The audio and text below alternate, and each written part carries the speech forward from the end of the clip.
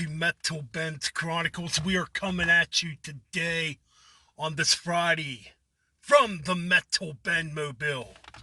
You know, so the album we're going to talk about today, and I'm kind of guilty of not doing enough album reviews when it comes to new releases, but you know what? I figured, I really got to talk about this one because it seems to be causing some split opinions amongst the metal fans and maybe Evile fans in general. Of course, we're talking about the sixth studio album, The Unknown by Evile, which I gotta be honest, I had no clue Evile was even making another album till actually last week at the last minute. You know, probably last Thursday evening, I think I found out they're making a new album. And right away, I'm hearing, oh, they slowed down. It's not a thrash album. So I figured, you know what? I'm going to check it out. I've been a huge Evile fan since pretty much the beginning. The first song I ever heard by Evile was Man vs. Machine off of Enter the Grave way back in 2007 on a thrash metal compilation CD that came out at the time. I think Heavy Artillery had released it. You know, it was a bunch of new thrash bands at the time. Anyways, back to the album. So, this would be their sixth studio album, second with old Drake on lead vocals, obviously replacing his brother Matt Drake, who decided to leave the band and, basically get away from the music industry, so to speak. Anyway, so yeah. Now, going into this album, yes, you could definitely hear the differences. Obviously, the first four tracks on here do have a bit of similarities to the Black Album. I even hear a smug of Pantera in here too. Maybe a little bit of Machine Head for Measures, especially on the opening track, The Unknown. You can definitely hear like a Machine Head vibe, especially in the melodic vocal delivery of it. But I gotta say, man, if they're trying to go for that Black Album route, to me, they probably do it better than any other band I've heard do it. And let's be honest, a lot of thrash bands back in the 90s wanted that more melodic direction once the Black Album came out. And yes, a lot of those albums pretty much failed. You had Testament do it with The Ritual. Flotsam and Jetsam did it with Quattro. You had, obviously, Megadeth with Countdown to Extinction. But that was just Dave competing with, Metallica. Come on. But yeah, and there was other bands going in a different route too, like Exodus with Force of Habit, Overkill with I Hear Black, the list goes on and on. So it's nothing new that bands, you know, tend to experiment after a while where, in this case, I think record companies were forcing these bands to go in that direction because they're like, oh, well, since Metallica's making all this money now, you guys will make all this money too if you slow your music down, which obviously did not happen for these bands. Anyways, back to this album. I kind of got sidetracked here. Okay, so yeah, the first four tracks on here, yeah, you can hear that Black Album influence. Like I said, with a mixture of Machine Head, maybe a little bit of Pantera thrown in for measures. And old Drake's vocals in some aspects are definitely very similar to James Hetfield, especially on the track The Mask We Wear, Monoloth, When Mortal Comes Shed, or excuse me, When Mortal Core Shed, or Mortal Coil Shed, excuse me. Okay, that track, it seems to be causing some controversy, I guess, amongst, people that have reviewed this album. And I can hear it too. It definitely sounds like plagiarism a little bit. You can definitely hear that Nothing Else Matters influence, even down to the production. It really sounds very Black Album like. But I gotta say, for what these four songs are, I think they're well done. I actually think they're very well done. Now, would I have picked The Unknown for an opening track? Hell no. In fact, it's pretty odd to me that it's not till track 5 where we get our first thrash tune that harkens back to, earlier Evile, which is Sleepless Eyes, which is a killer thrashy tune.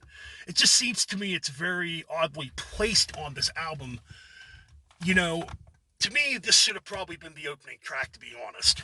You know, to maybe get fans somewhat pumped up because it is kind of odd how you begin the album with four very Black Album-like sound tracks, And when Sleepless Eyes kicks in, it's like a pure thrasher. And you know, you get Out of Sight too, which is kind of like a mid-paced thrasher tune, you know. Very like Ride the Lightning, Master of Puppets, like influenced in a lot of ways. Which Out of Sight, Sleepless Eyes are probably my two favorite tracks on this album. You know, I just like them a lot. I think they're really good. But then we kind of get groove metal after these two tracks with, you know, at Miro's speech, you know, very groove metal like. Reap When You Sow is very, very Vinnie Paul like when it comes to the double bass sounding drums on it, you know, very, very Vinnie Paul, very Pantera like. Maybe a little bit of Machine Head thrown in for measures, you know, like the first two Machine Head albums, you know, Burn My Eyes and, you know, yeah, anyways. Beginning of the End, you know, again, kind of continues that groove metal direction, you know. So it's kind of a weird album. But then Balance of Time ends the album and it's just a pure thrasher, you know.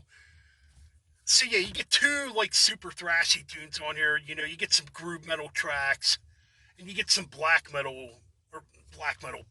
album like tracks to begin it. All in all, okay, I gotta say for what this is, yes, it's very disjointed with the way the track listing is set up here because it does really not make sense to me that it's set up this way. You know, all in all, for what they're doing on this album, I gotta say they're doing it well. It's very well done. I don't think there's a bad track on here. I just think it's a bit. I do think it's a bit disjointed, and yes, it will disappoint fans that were expecting maybe another album like Hell Unleashed, which, ironically, I broke this out and listened to it again. This freaking album just kills, man. So yeah, I guess a part of me is a tad disappointed too that this is not another barn burner thrash album. But honestly, this album really don't surprise me that Evile would go in this direction. And let me explain why, because you go back to, you know, the beginning with Enter the Grave, you know, back when Matt Drakes was on vocals. You know, at the time he had a very Tom Araya vocal delivery, and, you know, that album was pure thrash. And come, you know, Infected Nations, the second album, they did slow things down a bit and go in a more progressive, technical direction. And, you know, Matt Drakes definitely came into fruition on that album. He became a better vocalist. It's kind of a similar vibe here with old Drake now being a vocalist. Like on Hell Unleashed, his vocals were very aggressive, very Max Cavalera-like, you know. And on this album, it's very experimental, very James Hetfield, Rob Flynn-like in a lot of ways, you know. So it doesn't really surprise me they went in this direction. However, I do think this could just be an experiment. I don't think you're going to get a load and reload out of Evile. I think the next album will be a return to the thrashier stuff. I mean, I'm hoping at least. So yeah, I guess what I'm trying to say is it's not really nothing new that they've experimented in the past. I mean, look at a track too, like in Memoriam, which was dedicated to their original bass player that passed away. That track was pure acoustic all the way, pure Metallica like on that track, you know, to the point where Matt Drake's vocals sounded very identical to James Hetfield when you go back and listen to it. Okay, so my final verdict and my final score on this album. You know, if I'm going to be fair, I'm going to give this album, I'll give it a 7.5 out of 10. I don't think it's as bad as people are saying it is. Like I said, for what they're doing, I think they do it well. Then again, Evile's a very talented band. I mean, old Drake is a tremendous guitar player, you know. And I think he's becoming a very good vocalist too. Like I said, 7.5 out of 10, you know, that's my verdict. That's my score for this album. You know, like, comment, subscribe, you know. Would love to hit 800 subscribers here soon. It'd be really cool. So anyways, yes, more videos will be coming. You know, like I said, summertime, it's very slow for me. But come fall, we'll definitely be back in form. Anyways, keep it metal, keep it real, and keep on banging those heads.